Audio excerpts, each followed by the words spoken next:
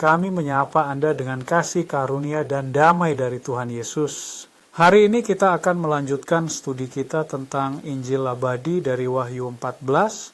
Sekarang membahas spesial malaikat ketiga, mengingat kembali pada episode lain dalam pelajaran sebelumnya kami menemukan apa yang dikatakan Tuhan tentang keadaan ini dari organisasi keagamaan, dari gereja-gereja yang tidak mengajarkan apa yang sebenarnya adalah firman Tuhan. Church Sanskrit akhir dia telah melaporkan kemerosotan gereja-gereja.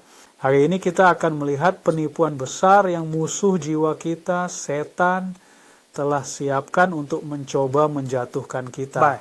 Saudaraku yang menyimpang dari organisasi yang jatuh dan berusaha melayani Tuhan. Kesalahan ini bisa membuat orang menerima dua hukuman, tetapi Alkitab mengajarkan bagaimana menghindari tertipu oleh kesalahan ini dan menerima hukuman. Itulah yang akan kita lihat hari ini. Dan dengan demikian kita akan menuju kehidupan kekal. Tapi sebelum itu, mari kita berdoa, mari kita meminta Tuhan untuk memberi kita kebijaksanaan untuk memahami firman-Nya. Ya, Ayah kita, saya ingin minta Tuhan untuk mencurahkan roh-Mu. Bantu memahami arti pesan-Mu. Dan selain itu berikan kami kekuatan untuk mematuhi dan tetap teguh di jalan-Mu. Ini yang kami mohon dalam nama Kristus Yesus. Amin. Teks kita ada di Wahyu 14 ayat 9. Sulit sekali. Lalu malaikat ketiga mengikutinya berkata dengan suara nyaring, jika seseorang menyembah binatang buas dan gambarnya dan menerima tanda di dahinya atau di tangannya, juga akan meminum anggur murka Tuhan yang sedang menuangkan tanpa campuran ke dalam cawan murkanya, dan akan disiksa dengan api dan belerang di hadapan para malaikat kudus dan di hadapan Anak Domba. Dan asap siksaan mereka naik selama-lamanya, dan mereka tidak beristirahat, baik siang maupun malam. Malam orang-orang yang menyembah binatang dan gambarnya, dan siapa yang menerima tanda namanya. Di sini adalah kesabaran para orang suci, di sini adalah Menshe Selasaperitashaf Tuhan tas iman sikpaza Yesus. Ancaman paling mengerikan yang ditujukan kepada umat manusia terdapat dalam ayat-ayat ini. Dua hukuman tersakuvianjikan sebagai portayas menyembah binatang dan menerima tandanya. Yang pertama adalah menerima cawan murka Tuhan. Dan yang kedua adalah disiksa dengan api. Aku telur Tuhan, sebenarnya mahal. Apa saja hukuman-hukuman ini?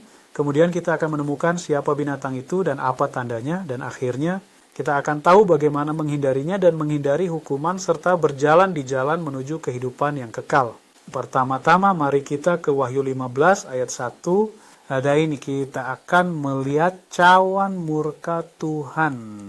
Dan aku melihat hal besar lainnya. Dan tanda yang mengagumkan di langit. 7 malaikat yang membawa 7 bencana terakhir, karena dalam bencana-bencana itu murka Tuhan telah selesai.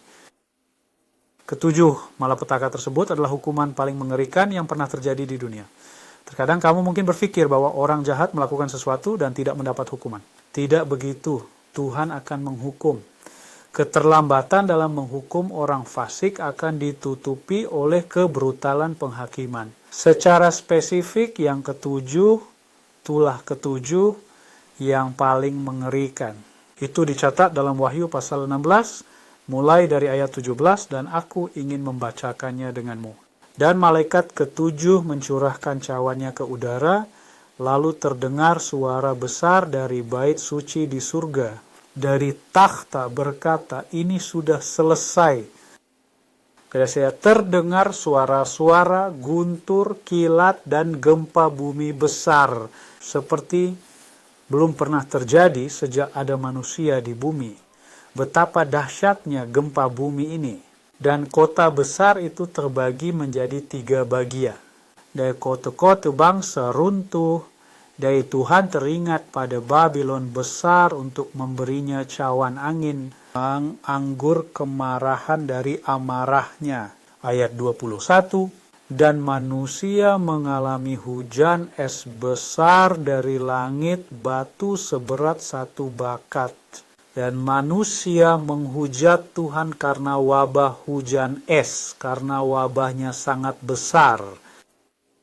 Hujan es dan batu, di sini Alkitab mencatat batu seberat 1 talenta. Satuan ukuran ini setara dengan sekitar 34 kg. Bayangkan saja Anda adalah batu seberat 34 kg jatuh dari langit. Jelas mereka jatuh untuk membunuh. Kalau kena tangan, tangan bisa patah, bisa remuk. Kalau kena kaki, bisa hancur juga. Orang akan tetap tersiksa di situ. Menderita, merintih sampai mati tanpa bantuan. Dan ini adalah penghakiman pertama dari Tuhan. Itu membawa kepada kematian, tetapi ada yang kedua yang akan kita lihat sekarang, yaitu disiksa dengan api dan belerang. Alkitab berbicara tentang penghakiman kedua ini dalam kitab Wahyu pasal 20 yang ingin saya baca bersama kamu. Wahyu pasal 20 ayat 14 dan 15. Dan kematian dan neraka dilemparkan ke dalam lautan api. Inilah kematian yang kedua. Dan siapapun yang tidak ditemukan tertulis di dalam kitab kehidupan akan dicampakkan ke dalam buku itu. Di sini kita lihat bahwa orang-orang akan dibangkitkan, karena jika orang jahat sudah mati pada hukuman pertama, dia harus bangkit untuk menerima hukuman kedua. Dan kemudian itu akan dibakar. Alkitab mengajarkan bahwa setiap orang akan dibakar menurut perbuatannya.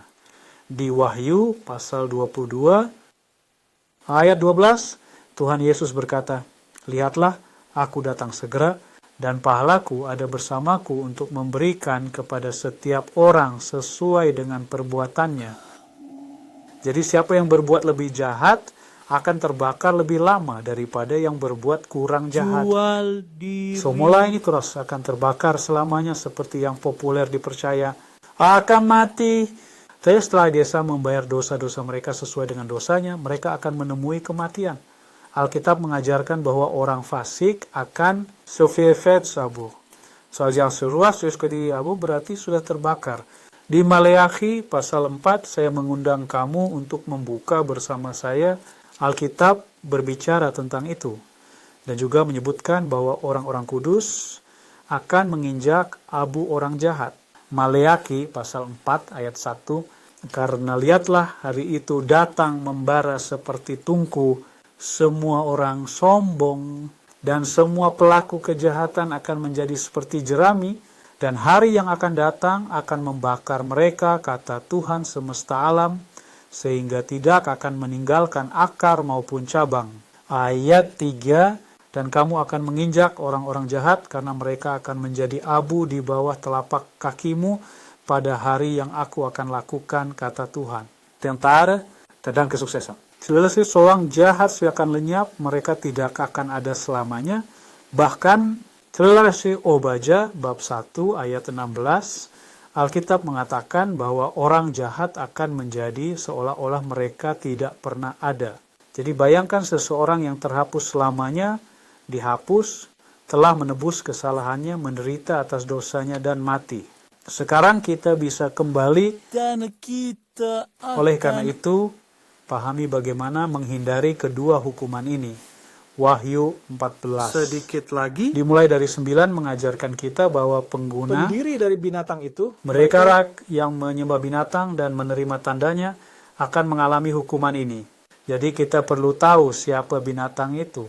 Untuk itu kita pergi ke Wahyu pasal 13. ayat 4 dikatakan begini. Mereka menyembah naga yang memberikan kekuasaannya kepada binatang itu, dan mereka menyembah binatang itu dengan berkata, siapa yang dapat disamakan dengan binatang ini? Akan bisa melawannya. Shalom. Di sini dikatakan bahwa binatang itu disembah. Jadi dia adalah pemimpin agama, berkaitan dengan agama.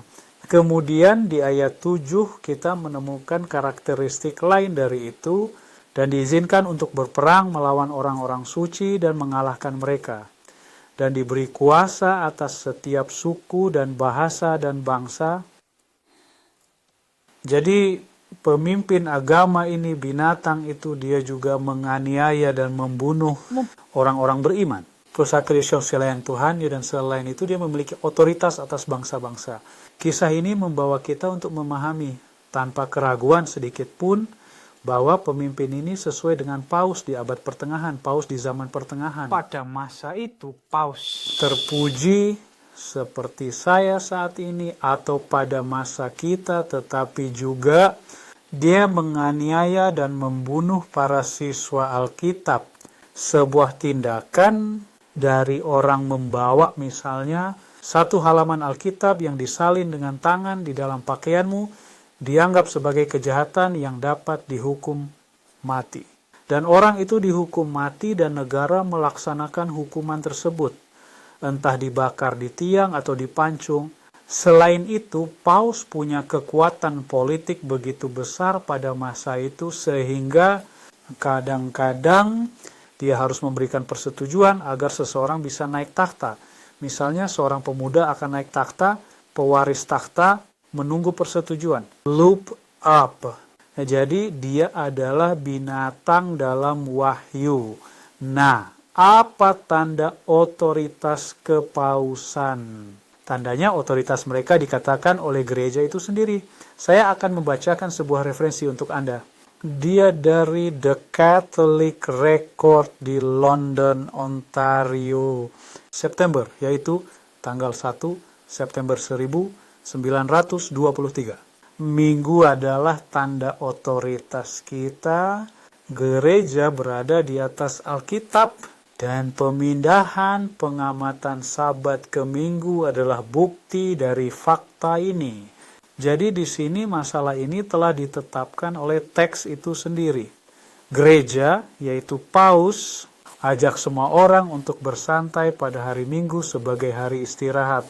Tuhan memberkatimu. Menetapkan hari Sabat sebagai tanda ketaatannya. Mari kita baca bersama-sama. Kamu bisa cari di Alkitab, entah itu Katolik atau Evangelis, teksnya akan sama. Yehezkiel bab 20 ayat 12 dan 20. Yaitu 12. Aku juga memberi mereka hari Sabatku agar menjadi tanda antara aku dan mereka, supaya memar atau persuadia seolah Tuhan yang menguduskan mereka. Dan ayat 20, kuduskanlah hari Sabatku, dan itu akan menjadi tanda antara aku dan kamu, supaya kamu tahu bahwa akulah Tuhan, Tuhanmu. Jadi tanda ketaatan yang diberikan oleh Tuhan adalah menjaga hari Sabat sebagai hari istirahat. Pada hari ini kita tidak boleh bekerja, lakukan apa yang kita inginkan, sesuai yang telah kita baca di pelajaran sebelumnya. Sebaliknya, Paus meminta hari Minggu, yang mengetahui bahwa Tuhan meminta hari Sabtu. Bersikeras untuk menjaga hari Minggu karena Paus berkata, mereka bersiap menerima tanda binatang. Leverk yang menerima tanda binatang tidak akan dilindungi oleh Tuhan. Hanya mereka yang memiliki tanda dari Tuhan. Dan ada satu kesempatan khusus, bahkan di dalam kitab Wahyu, yang ingin saya bacakan untukmu, itu ada di pasal 9. Ayat 3 dan 4, kali ini diceritakan sesuatu yang akan terjadi, sebuah bencana itu buruk ya.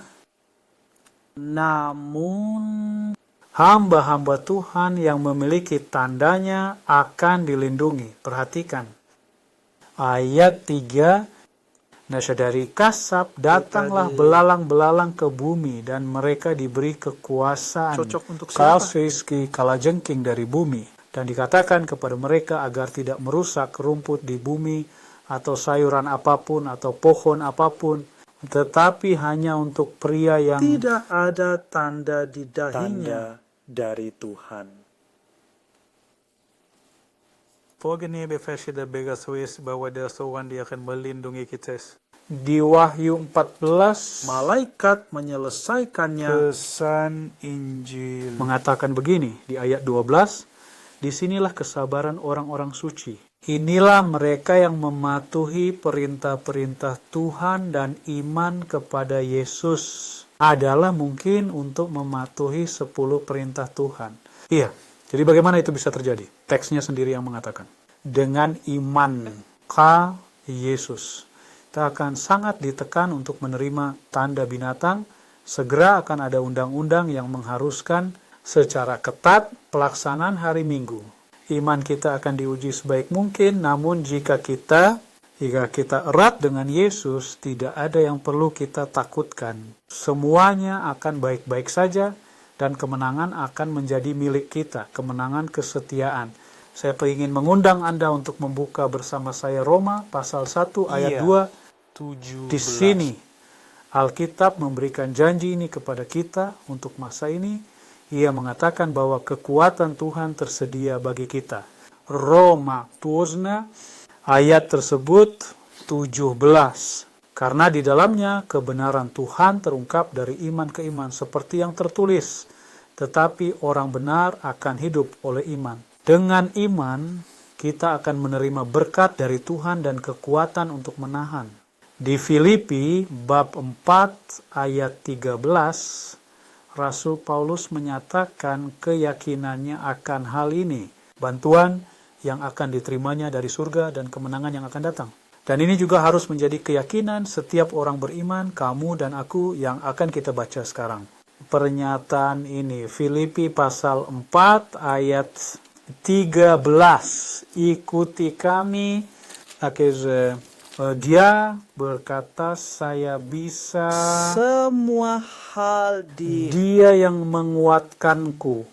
Bersama Yesus kita akan menang. Dan kita memiliki janji yang tak pernah gagal dari surga. Janji ini diberikan kepada semua yang tetap setia sampai akhir.